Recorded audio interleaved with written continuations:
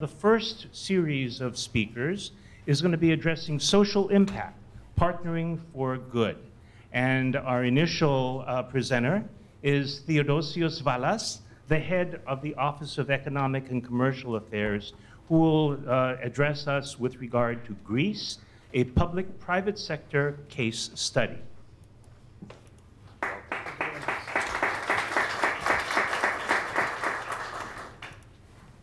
So, a warm welcome to all of you to Greek soil in Washington from me and my colleague Eftihia.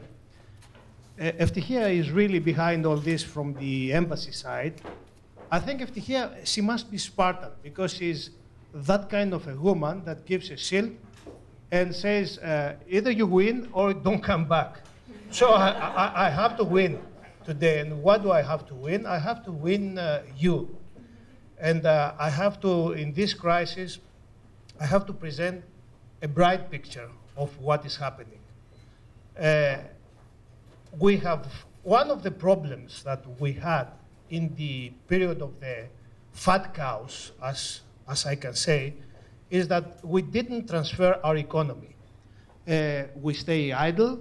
We stay in an economy which was labor intensive. And we didn't move fast enough in a fast-moving world to an innovating economy, to a high-tech technologies.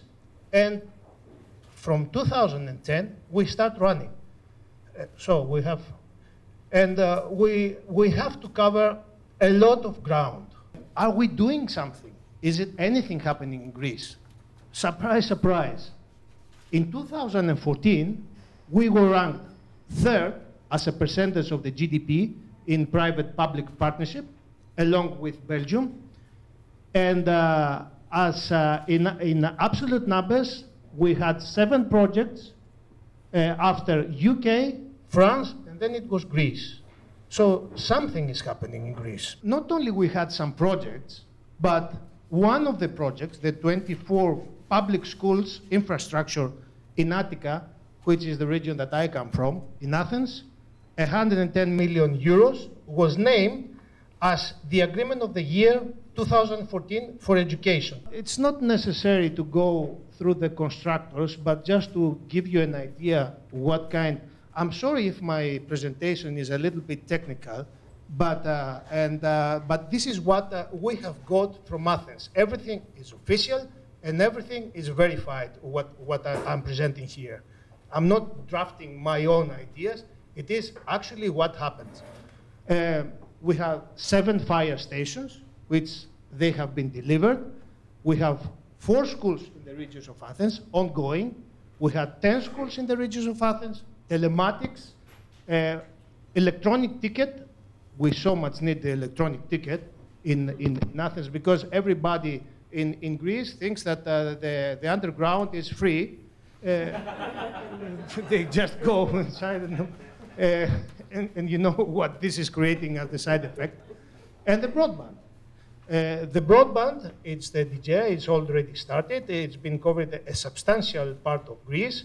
And we have experienced and we have seen that. So, synopsis, 7 projects, third in Europe, a lot of schools. Who would imagine that we had schools as a private-public partnership? You can think of the impact. World finance. The first time that in the European level, the public partnership was finding in combination of the European Investment Bank and by Jessica, a beautiful girl. It's not a beautiful girl, Jessica.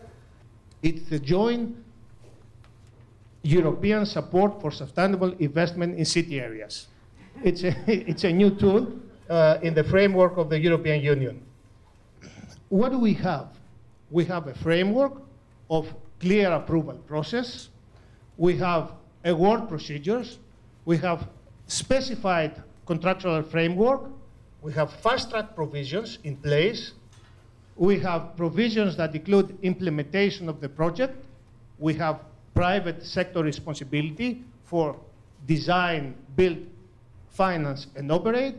We have provisions for dispute resolution by arbitration. We have continuous follow-up by the Special Secretariat. And we have a series of decisions by the Supreme Court in favor of the state. So the framework, it is there. So we have a direct cooperation with the European Public-Private Partnership Expertise Center. We are a member of the team of specialists of the United Nations Economic Commission for Europe. We have partnership with the World Bank, and Greece is assisted by both the Ministry of Finance and the Public-Private Partnership Agency of the Republic of Croatia. So we have international collaboration in place. And we have delegations from Poland, Indonesia, Egypt, Jordan, Bosnia, Bulgaria, Latvia, and the Ukraine. So, as you can imagine, there are things going on in this field of the investments happening in Greece. It's a bright spot, and don't we need it so much?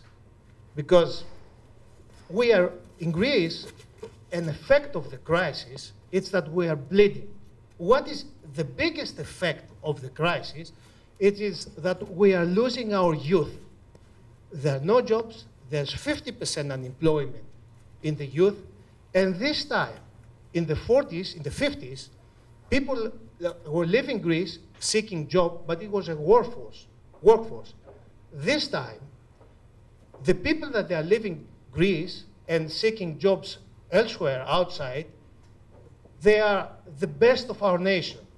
It's the people, the young people, highly educated, that their families paid a lot of money for their education, unable to find a job, 50% unemployment we have in these 5 years of recession. And among them, my son, in the age of 25, with 2 masters and 5 languages, cannot get a job in Greece. I have to stress that this was a side effect, and this is our responsibility, and to use these tools in order to keep our educated people within the country. We are fortunate to have many Greeks abroad, like George and others, that they help us and they assist us. If you think of Greece, you think of maritime. We're a maritime nation. And if you think of maritime, you think of Niarchos Foundation. Niarchos Foundation is financing a lot of projects in Greece, is working. At the moment, he's building the biggest, I think the only thing that can be compared is the Museum of Acropolis. He's building a theater and an auditorium in Athens. Athens is just worth visiting just for this. And wherever you walk, you will find that Niarchos is everywhere. And of course, not only Niarchos, other Greeks that they have been made their fortune abroad. They left in the 50s, they went abroad, and now they are renowned members of the societies. They try to help the country. A country, and that I am surprised we found ourselves in such a situation, because the country has such a potentiality. It's been unleashed. I think you will see miracles. And I really have to follow what the ambassador said. We have to assume and hope that all these negotiations will be concluded.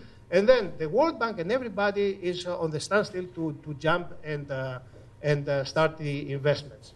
So there's your opportunity. There are a lot of, we have seen what has been happening in the private-public partnerships now. They will not stop. We are committed. And the government in the near future is planning courthouses, school projects, road network, energy efficient, scanners for customs, and hospitals. So I think my time is over. I really thank you. I have so much to say, and I really hope that in the afternoon we will have this to go further into our discussion. Thank you very much.